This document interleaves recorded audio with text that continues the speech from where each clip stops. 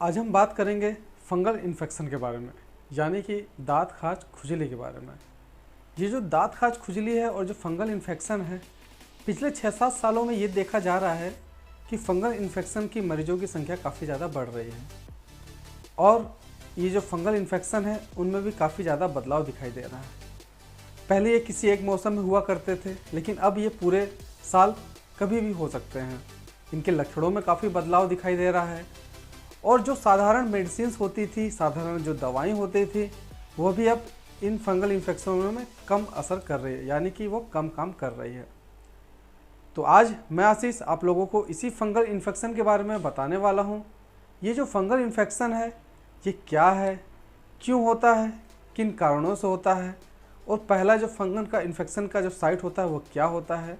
हम ऐसा क्या करें कि जो हमको फंगल इन्फेक्शन ना हो, अगर एक बार हमको हो गया है तो दोबारा ना हो। इन सब के बारे में सारी जानकारियाँ मैं आप लोगों को स्टेप बाय स्टेप इस वीडियो में दूंगा।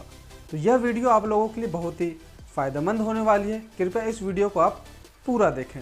हेलो नमस्कार, मैं आशीष आपका स्वागत करता हूं आपके अपने यूट्यूब चैनल हेल्थ फ्लक्स में। जैसा कि आप जानते हैं कि चैनल एक स्वास्थ्य संबंधित चैनल है। इसके अंदर आप लोगों को स्वास्थ्य संबंधित सारी जानकारियाँ दी जाती है, जैसे कि आपको कौन सी मेडिसिन कौन सी बीमारी में खानी है, उसके इफ़ेक्ट, साइड इफ़ेक्ट, कुछ इन्वेस्टिगेशन के बारे में भी बताया जाता है और कुछ बीमारियों के बारे में बताया जाता है, जिससे कि आप उन बीमारियों को जानकर, पहचान कर उनका सही से इलाज करवा सके और अपने जीवन को बेहतर बना सके। आइए बात करते हैं, ये जो दाद है, फंगल इन्फेक्शन है या जो रिंगवर्म है वो क्या है। ये जो फंगल इन्फेक्शन होता है यह एक स्किन इन्फेक्शन का रोग होता है। इसे हम टीनिया तथा डर्मेटोफाइटोसिस नाम से भी जानते हैं। अब इसे रिंगवर्म क्यों कहते हैं? क्योंकि ये जो फंगल इन्फेक्शन आपके स्किन पे होता है उसका जो आकार होता है वो रिंग की तरह होता है। आप देखेंगे कि अगर जिस भी साइड पे ये इन्फेक्शन होता है वहाँ पे एक रिंग टाइप का एक स्ट्रक्चर बन जाता है। उस रिंग के बॉर्डर पे आप देखेंगे कि कुछ पीले, काले और लाल रंग के फुंसी नुमा कुछ आपको आकार दिखाई देंगे।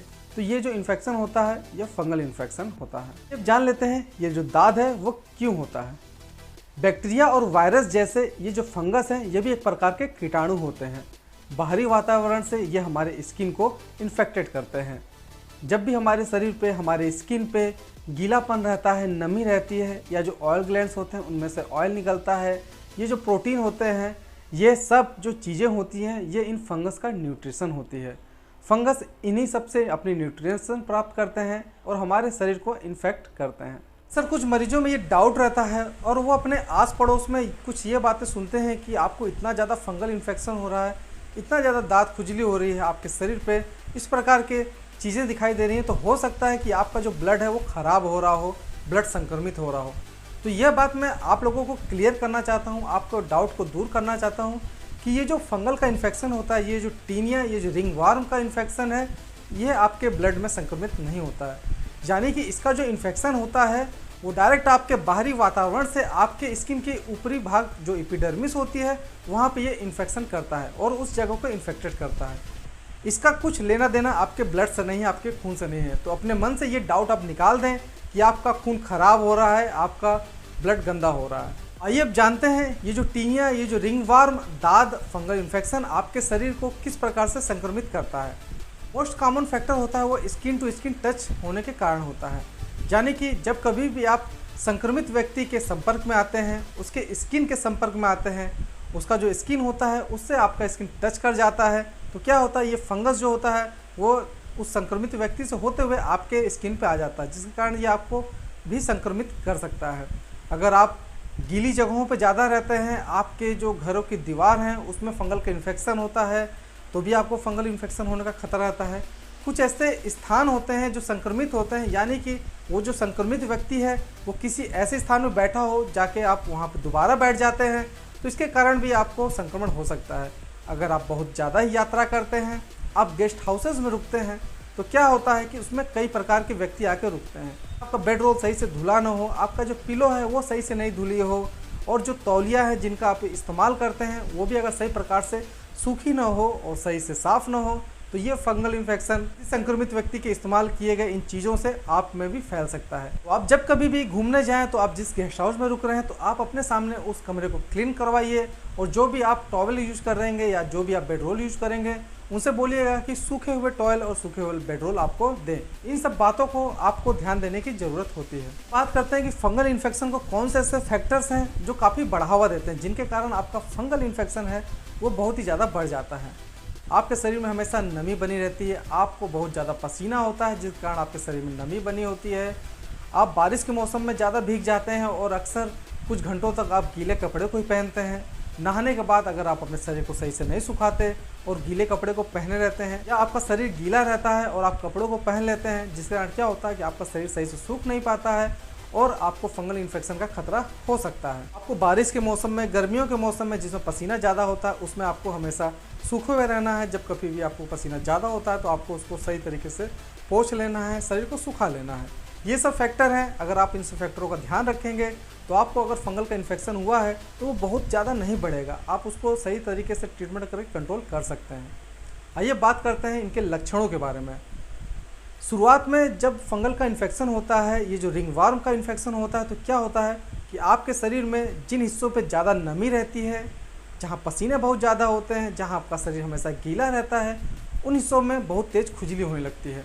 जब कभी भी आप हवा के संपर्क में आते हैं या ठंडी जगह पर जाते हैं तो इनमें खुजली बहुत ज़्यादा होने लगती है, आप उनको बहुत ज़्यादा ही खुजलाने लगते हैं।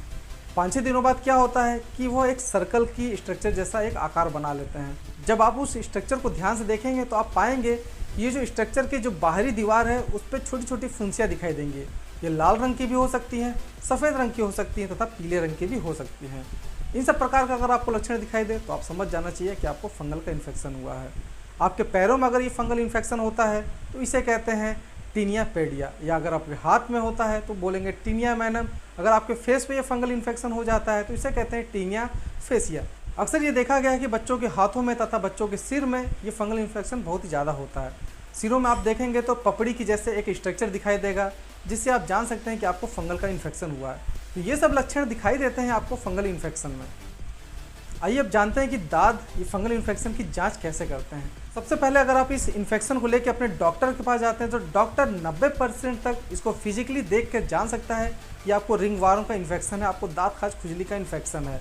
लेकिन उसके बाद भी अगर वो अपना डाउट क्लियर करना चाहते हैं, क्योंकि कभी क्या होता है कि कोई अन्य बीमारी भी होती है जिसका लक्षण भी इसी प्रकार से दिखाई देता है, डॉक्टर उस डाउट को क्लियर करने के लिए आपके जिस हिस्से में फंगल का इन्फेक्शन हुआ या जो रिंगवर्म हुई है उसको स्क्रैच करके थोड़ा सा आप निकाल लेगा और उसको लैब में भेज देगा। लैब में माइक्रोस्कोप से देख के ये आसानी से पता लगा जा सकता है ये फंगल का इन्फेक्शन है। कभी कभी ये जो फंगल इन्फेक्शन का ट्रीटमेंट होने में काफ़ी समय लग जाता है, तो डॉक्टर क्या करता है कि आपके ब्लड शुगर लेवल को भी चेक कराता है, क्योंकि ब्लड शुगर लेवल ज़्यादा होने के कारण भी आपका जो फंगल का इन्फेक्शन है, जो आपके शरीर पे जो इन्फ्लामेशन हुई है, उसको ठीक होने में काफ़ी समय लग जाता है और पेशेंट परेशान हो जाता है कि डॉक्टर साहब ने जो ट्रीटमेंट दी है वो सही तरीके से काम नहीं कर रही है। ये जो टीनिया की बीमारी है, रिंगवर्म की बीमारी है, डर्मेटोफाइटोसिस की बीमारी है, इसके अंदर ब्लड की जाँच नहीं होती है। इसको आपको ध्यान देने की ज़रूरत होगी। आपको बताता हूँ इसके ट्रीटमेंट के बारे में। ये जो फंगल इन्फेक्शन का जो ट्रीटमेंट होता है ये कई फैक्टरों पर डिपेंड करता है कि आपको आराम कितनी देर में मिलेगी और कब मिलेगी। ये डिपेंड करेगा शरीर के उन हिस्सों में जहाँ पे आपको इन्फेक्शन हुआ है, और ये कितनी मात्रा में हुआ, कितनी ज़्यादा संख्या में हुआ है, इस पर भी ये डिपेंड कर सकता है। साथ साथ कभी कभी प्रेग्नेंट वुमेन में भी हम कुछ कम मेडिसिन देते हैं, जिस कारण क्या होगा कि उनका ट्रीटमेंट होने में काफ़ी समय भी लग सकता है।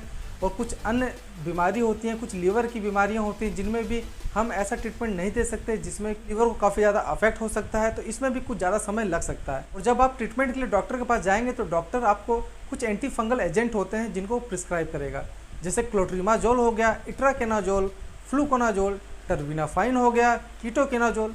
इन सब प्रकार के एंटी फंगल एजेंट होते हैं जिसका इस्तेमाल आपको करने के लिए कहेगा। साथ साथ कुछ क्रीम्स भी लगाने को देंगे, जिसमें से क्लोट्रिमाजोल की क्रीम होती है, लुलिकोनाजोल, कीटोकेनाजोल, इन सब प्रकार की क्रीम आती है, उसका इस्तेमाल भी आपको डॉक्टर करने को कहता है। इन सब एंटी फंगल एजेंट के डोजेज के बारे में मैं आप लोगों को नहीं बताऊँगा, क्योंकि कभी कभी क्या होता है कि आप इस वीडियो को देखने के साथ साथ अपना इलाज खुद ही करने लगते हैं, क्योंकि अलग अलग व्यक्तियों में, अलग अलग मरीजों में जो उनकी डोजेज की प्रिस्क्रिप्शन होती है वो अलग अलग होती है, क्योंकि इनका जो बॉडी वेट होता है अलग होता है, इनका बॉडी स्ट्रक्चर अलग होता है, इनका जो एज होता है वह अलग होता है। साथ साथ उनकी कुछ ऐसी मेडिकल कंडीशंस होती है जिसके कारण जो डॉक्टर डोज प्रिस्क्राइब करेगा वो काफ़ी भिन्न, काफ़ी अलग हो सकता है।